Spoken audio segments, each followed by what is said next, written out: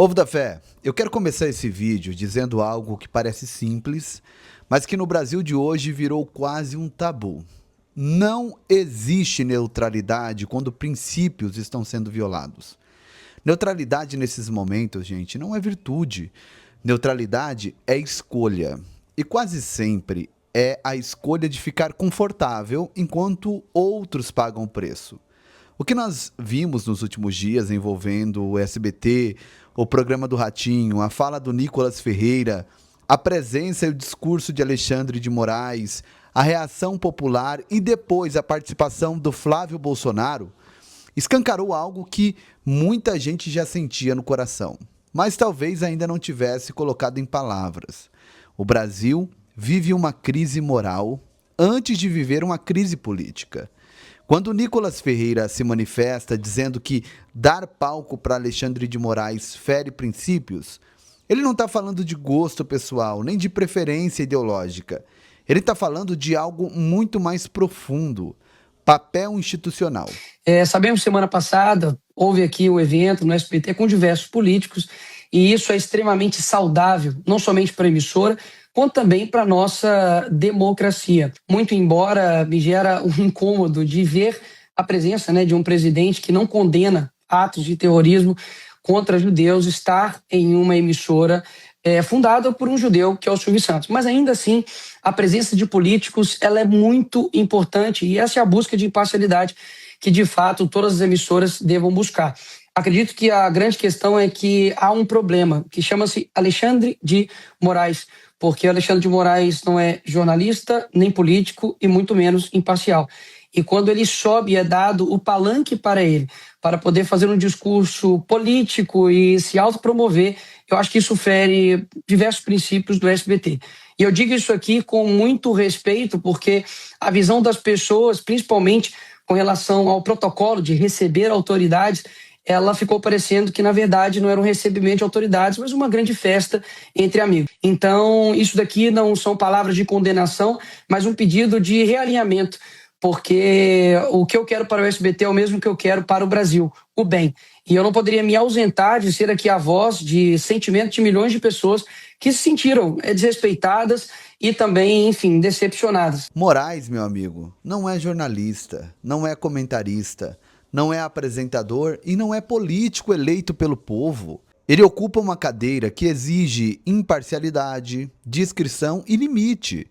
Quando essa figura sobe num palco popular em horário nobre para fazer discurso político, atacar adversários e ironizar críticas, isso não é liberdade de expressão não, isso é confusão de funções. E aí entra o ponto central dessa história. O SBT, uma emissora que sempre carregou no imaginário popular a ideia de proximidade com o povo, valores familiares e certa neutralidade política, decidiu abrir espaço para isso. E quando a reação veio e veio forte, a resposta foi: nós não temos lado. O Ratinho disse: eu não tenho um lado. E parece até bonito dizer isso, né? Parece maduro, parece equilibrado, mas não é, gente. Porque quem não tem lado diante da injustiça já escolheu um lado. E o que aconteceu depois só reforça isso. Pouca gente sabe, ou talvez agora estejam começando a entender, que Flávio Bolsonaro também foi convidado para esse evento de inauguração do SBT News. Esse convite foi feito, a agenda foi alinhada, estava tudo certo. Até que, de repente, ele foi desconvidado, gente. E o próprio Flávio contou o motivo. Não foi falta de espaço, não foi mudança de agenda. Foi algo muito mais revelador. Segundo ele, a justificativa foi clara. O SBT não queria criar antagonismo entre Lula e Bolsonaro no evento. Ou seja, queriam evitar qualquer contraste, qualquer tensão ou qualquer lembrança de que o Brasil é um país dividido politicamente. Você foi desconvidado do evento da SBT News? Estava tudo pronto, eu estava em São Paulo para outras agendas, conversando com o mercado, pessoal do mercado financeiro. No dia seguinte, na sexta-feira, tinha o lançamento, a abertura desse SBT News.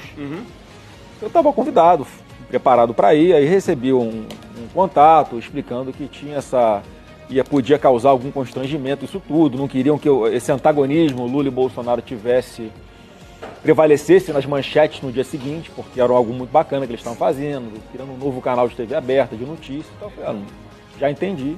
Entendeu o recado? Não tem problema. Não é pra eu ir. E assim, eu fiquei assim, na hora eu fiquei um pouco chateado. Você ficou? Mas aí depois, quando eu vi A repercussão. o que tinha acontecido naquele evento... aconteceu? Me explica. Olha, virou um lugar para dar palanque para uma pessoa que está, a pretexto de defender a democracia, está acabando com a democracia. Um discurso mentiroso, uma narrativa falsa. Eu acho que um canal de TV, quando é aberto, não tem que ser palanque político para ninguém. Olha o nível disso, minha gente. O problema não é discordar do Flávio Bolsonaro. Não, o problema é ter medo do antagonismo. Porque democracia é antagonismo. Debate é antagonismo. Pluralidade é antagonismo. Quando você tenta eliminar o antagonismo, o que você está fazendo na prática é controlando a narrativa. E aqui cai por terra de vez o discurso da neutralidade. Porque se o espaço foi aberto para um ministro do Supremo fazer discurso político, mas foi fechado para um senador da República representar um campo político relevante, então não estamos falando de neutralidade, estamos falando de seleção. Estamos falando de quem pode falar e quem deve ficar de fora. Estamos falando de quem é conveniente e quem é incômodo. E isso explica tudo. Explica por que Alexandre de Moraes pode subir no palco sem constrangimento. Explica por que não houve preocupação com o antagonismo naquele momento. Explica por que ninguém se incomodou com o discurso político vindo de quem teoricamente deveria ser imparcial. Mas quando surge a possibilidade de um contraponto, aí vem o medo, aí vem o recuo, aí vem o desconvite. E é nesse contexto que a fala do Flávio Bolsonaro no programa do Ratinho ganha ainda mais peso. O SBT precisa mostrar ao Brasil que o SBT não tem lado. A televisão, nenhuma televisão tem que ter lado. Eu acho que eu posso ter lado, você pode ter lado, quem não pode ter lado é juiz. E isso tem sido um problema no nosso Brasil. Mas peço a Deus que toque o coração das nossas autoridades, porque ninguém aguenta mais tanta confusão. A verdade é essa. Ele não gritou, não atacou, não desrespeitou. Ele simplesmente disse algo que ficou ecoando. A gente tem que ter lado sim. E ele está certo.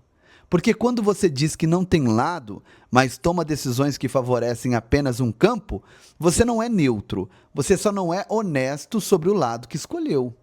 Flávio falou sobre anistia, falou sobre excessos, falou sobre perseguição, falou sobre corrupção em estatais, falou sobre incoerências que o Brasil inteiro enxerga, mas que muitos fingem não ver, e fez isso com tranquilidade, com firmeza e com argumentos. E isso desmonta a narrativa de que tomar lado é ser radical. Não, radical é silenciar o contraditório. A reação popular mostrou isso.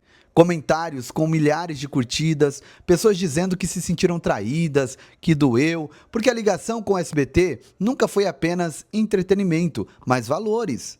Como alguém escreveu muito bem citando a Bíblia, escreveu assim, olha, lembra-te de onde caístes. Isso não é ataque, é alerta. O discurso do não tenho lado só aparece quando o custo de tomar posição é alto. Quando é fácil, gente, todo mundo escolhe um lado. O problema é quando escolher um lado significa perder apoio institucional, perder publicidade, perder prestígio ou desagradar gente poderosa. Mas deixa eu dizer algo com toda clareza. Neutralidade não é bíblica. Jesus nunca foi neutro. Os profetas nunca foram neutros. Eles sempre escolheram o lado da verdade, mesmo quando isso custava perseguição, prisão ou morte. Isso não significa idolatrar político. Isso significa defender princípios. Significa entender que o silêncio diante da injustiça fortalece o opressor. O que vimos no SBT não foi um erro isolado. Foi um sintoma, um sinal claro de que há medo do confronto de ideias, medo do debate real, medo do povo pensar, medo de lembrar que o Brasil não é homogêneo, nunca foi. E quando uma emissora decide evitar o antagonismo político, ela não está pacificando o país. Ela está escolhendo quais vozes podem existir. E eu encerro dizendo isso. Esse debate não é só sobre Lula ou Bolsonaro, é sobre limites, gente. É sobre papel institucional, sabe? É sobre justiça, sobre verdade. Porque quando todo mundo finge não ver, o erro vira regra. E quando o erro vira regra, aí, meu amigo, a injustiça vira sistema. E aí, não ter lado deixa de ser opção, passa a ser cumplicidade. Que Deus nos dê discernimento, coragem e memória, para lembrar quem somos, de onde viemos e quais valores não podem ser negociados. Porque no fim das contas, gente, quem não pode ter lado é juiz, o povo não. O povo precisa escolher. E não esqueça de deixar o seu like. Se você ficou até aqui nesse vídeo, a palavra-chave de hoje é Jesus está voltando. Se você escrever aqui no comentário Jesus está voltando, eu vou saber que você ficou até o final. Isso valoriza muito o meu trabalho, me deixa muito feliz mesmo, porque eu sei que você tem acompanhado a gente até o fim, tá bom? Isso também ajuda esse vídeo a engajar. O like, o comentário, a sua participação ajuda no engajamento desse vídeo. Compartilha com todo mundo, as pessoas precisam saber o que está acontecendo. Vamos pra cima e tamo junto na fé. E dito isso, eu quero te convidar a fazer missões conosco. Para quem não me conhece, meu nome é Giovanni Dias, eu sou pastor e fundador do Ministério Povo da Fé, tanto no Brasil quanto em Moçambique. E lá em Moçambique nós cuidamos de mais de 5.000 crianças, construímos casas para as viúvas e órfãos e necessitados, estamos construindo uma escola, temos escola de carpintaria, de costura, de barbeiro, e você pode fazer parte disso enviando a sua semente aqui abaixo. Eu vou deixar uma canção aqui que mostra o que fizemos de janeiro a dezembro de 2024 lá em Moçambique. Também nos ribeirinhos da Amazônia aqui no Brasil temos um projeto, você vai ver nessa canção, e logo vai sair a canção da retrospectiva daquilo que fizemos em 2025. Aguarde que tá muito linda. Beijo, povo da fé. Fiquem com Deus. Se inscreva também no meu canal oficial, que é o Povo da Fé Oficial, se você estiver assistindo no canal censurado. Vai lá no Instagram, @PRGiovaniDias. TikTok Kawaii é Povo da Fé Oficial. E também o canal da minha esposa no YouTube, Missionária Keren Rocha, tá bom? Vou deixar aqui os dados para você aqui abaixo, para você fazer a sua semente. Vamos fazer missões juntos, em nome de Jesus. Valeu! Fiquem com Deus! Povo da fé! Muito obrigado a todos, irmãos do Brasil!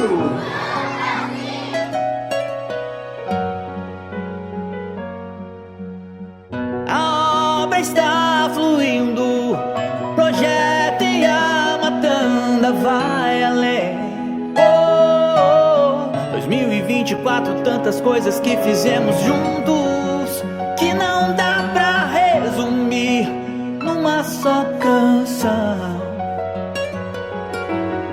Logo em janeiro nós levamos energia pra igreja e pra comunidade, já é realidade. 3 refeições semanais pra mais de 500 crianças, levando esperança. Em fevereiro um desafio, investimento de 50 mil, para fazer a cobertura da igreja, da nossa igreja. Mas a obra se iniciou, pois na frente vai o Senhor. Fizemos doações de roupa em massa para a criançada, pra criançada. Em março a cobertura da igreja foi finalizada com muita fé. Iniciamos a construção da escola Povo da Fé. É a nossa escola. Em abril fizemos grande festa pras mulheres e começamos a atender também outros lugares. Em Moçambique, e as refeições sempre aumentando mais. E em maio nós salvamos uma vida, a vida da menina Margarida.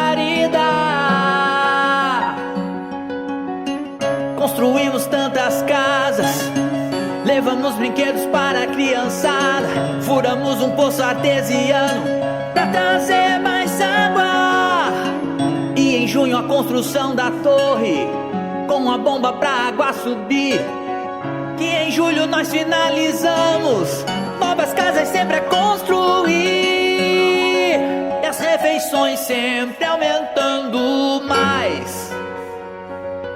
As refeições sempre aumentando mais. No mês de agosto, tratamento médico. Já desparasitamos as crianças. Desparasitamos toda a comunidade. No mês de setembro, assistencialismo pras crianças albinas era uma necessidade. E roupas de frio, agasalhos e cobertores pras famílias da comunidade. Em outubro abrimos novos caminhos. Na Amazônia atendemos ribeirinhos, levando alimentos e brinquedos. Hoje jamais vamos deixar sozinhos. E em novembro, as muitas feridas nós saramos. Ajudamos o menino santo. Documentos que nós já conseguimos fazer para sua vinda ao Brasil. E em dezembro, um alqueire em terras nós compramos. Pra uma grande plantação fazemos. E ajudar a fome combater. Construímos uma casa para Margarida e entregamos pra vovó costejar a casa que um dia sonhou ter. Ministério Povo da Fé. Esse foi só um pouco do que fizemos em 2024. E se Deus nos permitir, muito mais faremos em 2025. Então, estamos lá no distrito de Nhamatanda e com este trabalho junto com o pastor Giovanni, que trouxe realmente esta realização, porque quando nós trabalhávamos por conta própria era muito difícil. O pastor Giovanni praticamente nos encontrou que nós estávamos fazendo pão e suco, era o que nós conseguíamos fazer por nossa conta própria, mas a nossa vontade era fazer carne, fazer o frango, fazer café era água coisa. quente com pão, né? Água quente com pão e um pouquinho de açúcar. Não tem lá leite, não tem lá o próprio café, era só isso. E o pastor Giovanni nos encontrou nesta situação e começou a nos dar força lá. E os irmãos do Povo da Fé também junto conosco, lutando, sacrificando. E hoje, graças a Deus, passamos de 1 saco de arroz, 2 sacos de arroz, 3 sacos. Agora estamos com quase 6 sacos de arroz por cada refeição, por causa do número das crianças. 6 sacos, estamos a falar de 150 quilos por cada refeição. Então, não é uma tarefa fácil. Não aí mesmo na região aí já tem gente que também faz um trabalho com criança, mas já os 6 sacos de arroz ninguém consegue fazer, não. E parece que Deus manda, né, onde tem mais alimento, criança, cada vez mais o número tem aumentado. Porque sai criança de tão longe para chegar só para se alimentar.